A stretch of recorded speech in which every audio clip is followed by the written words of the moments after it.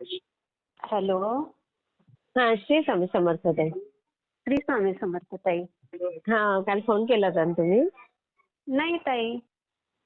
मग परवा केला होता का? नाही, मी सेव्ह केला तुमचा नंबर आणि अच्छा. हं. हा, मग मला मिस कॉल आहे ना तुमचा अच्छा अच्छा. म्हणून. हा. हा, चालेल चालेल. श्री स्वामी समर्थ. ताई, हॅलो ताई. हा, बोला ना. मला एक अनुभव करायचा होता शेअर. मग करताय का आता? हो, चालेल, करते. हा, कुठून बोलता ते सांगायचं ताई? हो, मी फक्त जिल्ह्याचं नाव सांगते. हा. हा. मी कुठून? संभाजीनगरवरून बोलते. बरं बरं बरं. काय हा. अनुभव आला ताई? काही नाही, आम्ही आमच्या मुलीला म्हणजे जॉबला लावायचं म्हणून पैसे भरले होते. अगो बाई. हा हा हा. हा. तर आम्ही जवळजवळ 3 लाख रुपये भरले होते. बापरे. अं, तिला खूप समजावलं आम्ही की तसं काही जॉब वगैरे लागत नाही, ते लोक आपल्याला फसवतात वगैरे. अगदी अगदी. सरकारी हो नोकरी समजून का ताई? हो हो, ते म्हणे की आम्ही हा तिला गव्हर्नमेंट जॉब लावून देतो म्हणे, क्लार्कची वगैरे हा. नोकरी लावून देतो असं. अच्छा अच्छा. हा हा. तर मग ते मग? पैसे भरले आम्ही आणि 1 वर्षाने वगैरे म्हणे ते ऑर्डर निघेल म्हणे. हा हा म्हणजे हा. आधी म्हणे की पुढच्या महिन्यात असं करता करता 3 वर्ष झाले. अय्या. आणि हो, तिला जॉब तर काही लागला नाही. मग आणि मग? मग एक मध्यस्थी माणूस होता ज्याला पैसे दिले ना आम्ही. हा हा हा हा हा. मग त्यांना आम्ही म्हटलं की आमचे पैसे आम्हाला परत द्या, आम्हाला तिचं लग्न करायचं म्हटलं आता. बरोबर. हा. मग ती तिच्या मिस्टरांकडे गेल्यावर आता ती जिथे जाईल तिथे ती जॉब करेल म्हटलं, तिला जेव भेटेल तो शिक्षणावर. अगदी बरोबर आहे. अगदी बरोबर आहे. हा. हा. तर मग तो मध्यस्थी माणूस ज्या माणसाला दिले त्याला बोले, तर तो माणूस काही हा. मनावर घ्यायचा नाही, उडवाउडवीची उत्तरं द्यायचा. अय्या. हो. हा. आणि मग आता काय करायचं, रक्कम तर आपल्या मनाने खूप मोठीच आहे ना. आई मोठी म्हणजे काय, सगळ्यांच्याच मनाने मोठी आहे ती. हो ना, मग 3 लाख रुपये दिले होते एवढे. मग आणि साधी गोष्ट आहे का? तेच ना. आणि सारखं तेच डोक्यात की आपली एवढी नुकसान झाली, आपली एवढी नुकसान झाली, आता काय करूया. हा हा हा हा. मग मी असंच मोबाईलवर युट्यूब बघते ना, हा हा तेव्हा हा मग हा. ते प्रदीपदादांची संकटमोचन सेवा आहे ना, हा हा हा हा हा. ती बघितली होती. मनानेच केली का? हो. हा, मी हा. मनानेच केली. त्याच्यावर सगळं सांगितलं होतं ना, म्हणजे आर्थिक जर नुकसान झालं हा हा किंवा हा काही हा. संकट असली तर हा हा. त्याच्यावरती माहिती पण होती कशासाठी करू शकता. बरोबर तर मग बरोबर. हा. मी काय केलं, तर ते लक्षात राहत नव्हतं. ते लिंबूला ते टोचायचं. हा. लवंगा टोचायचा. हा. हा. हा. आणि परत मारुती मंदिरात जायचं. हा हा आणि हा. नंतर गणपतीला पण लाल फूल, गुळ, खोबरं वगैरे व्हायचं. हो हो हो हो. तर मग मी मग? काय केलं, ते सगळे यांना घेऊन घेतलं वहीवर. हा हा हा हा हा. आणि त्यानुसार मग मी सगळं केलं ते. अच्छा. आणि हा. सेवा चालू केली. हा. बरं बरं. हा. सेवा चालू केली तर ती जवळजवळ 6 महिने करायची होती ना. तर मग मला जमेल म्हणजे मी रोज करायला घेतली, तर मग मला वाटतं की 1.5 का 2 महिने केली. बरं. हा हा हा. आणि त्याच्यानंतर आहे ना, ते अगरबत्ती लावून करायची होती ना. तर मला हा त्या हा हा हा. अगरबत्तीचा हो, ते अगरबत्तीच्या वासाचा ना त्रास व्हायला लागला. अच्छा. हा हा हा. आणि मग मी आजारी पडले त्या वासाने, म्हणजे धुराने. अय्या. आणि मग मला ना खोकला वगैरे यायला बापरे. लागला. कारण या केमिकलच्या आहेत ना ताई अगरबत्त्या. हा, केमिकलच्या असतात ना. तर बरोबर. हा. त्याने मला ते त्रास झाला आणि मग मला ना खूप खोकला यायला लागला. बरं. हा तर हा. हो. आणि जवळजवळ 1-1.5 महिना काही माझा खोकलाच जाईना. हा. त्याच्यानंतर मग मी डॉक्टरांकडे वगैरे गेली. मग डॉक्टर म्हणे की तुम्ही आहे ना अगरबत्ती वगैरे जर लावत असाल देवपूजा करताना वगैरे, हा हा हा हा. तर तुम्ही ती काही लावू नका वगैरे. मग मी अगरबत्ती पण लावायची बंद केली आणि माझी बरोबर सेवा आहे. तिथे स्टॉप झाली. कारण हा. मला खूप त्रास व्हायचा खोकल्याचा. आई गं. हा. हो. आणि जवळजवळ पण 1 तास लागायचा आम्ही त्या सेवेला. हा, सेवेला वेळ लागतो काय. बरोबर. हो. तर मग आता ती थंड पडला माझा 2 महिने झाले. म्हणजे पूर्ण काही झाली नाही. 6 महिन्याची होती ना. हा बरोबर आहे. हा. स्वामींनी काय केलं ना ताई, जेवढी सेवा करते ना तेवढे पैसे आपल्याला रिटर्न दिले. काय म्हणता? हो. आई ग,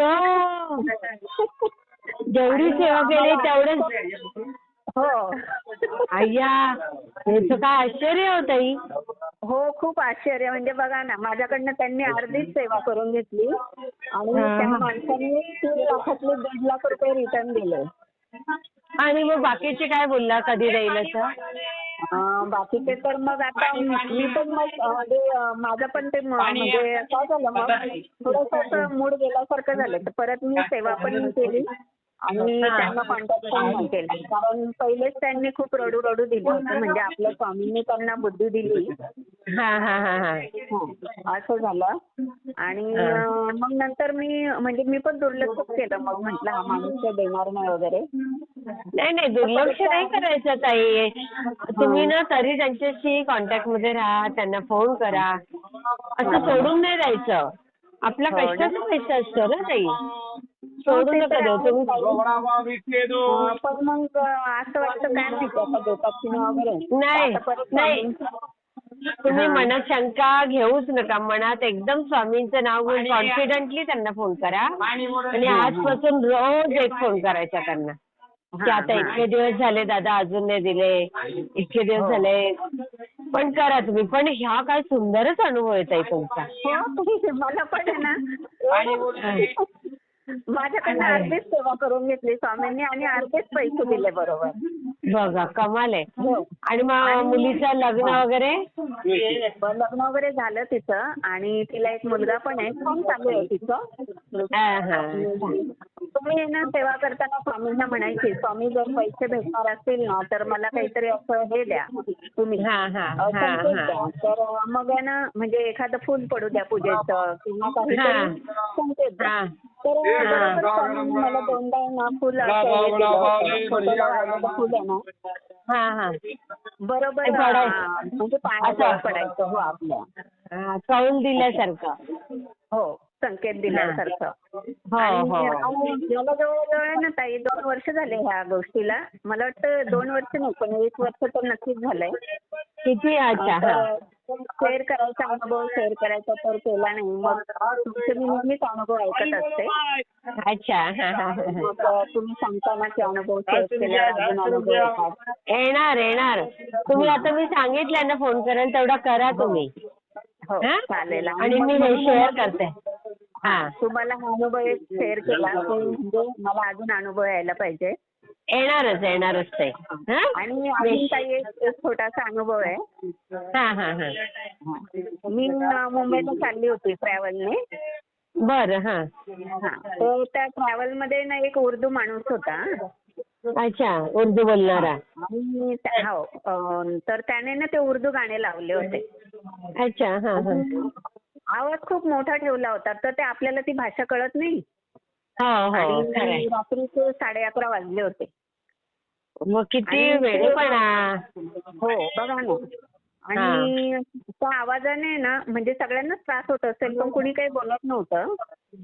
आणि मला पण फार त्रास व्हायचा. एक ती भाषा कळत नव्हती. बरोबर. आणि ती वेळच नाही ना ताई. हो, वेळच नाही. झोपेची वेळ सगळ्यांची. बरोबर. हो. तर मग मी स्वामींना मनातल्या मनात म्हटलं, स्वामी त्या माणसाला बुद्धी द्या ना, ते मोबाईल गाणी बंद करायची. 5 मिनिटाने त्या माणसाने बरोबर आहे ना ते गाणे बंद करून टाकले.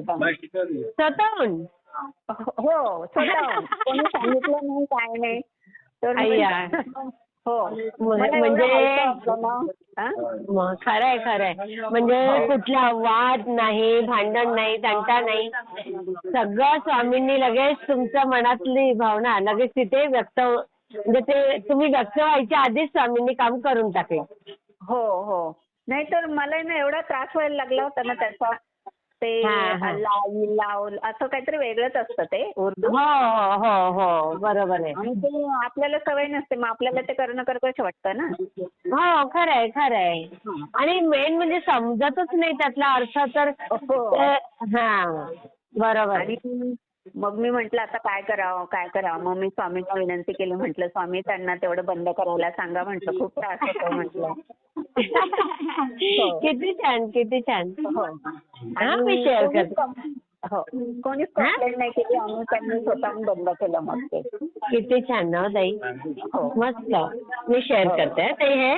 हो चालेल, ठीक आहे. श्री स्वामी समर्थ ताई. श्री स्वामी समर्थ.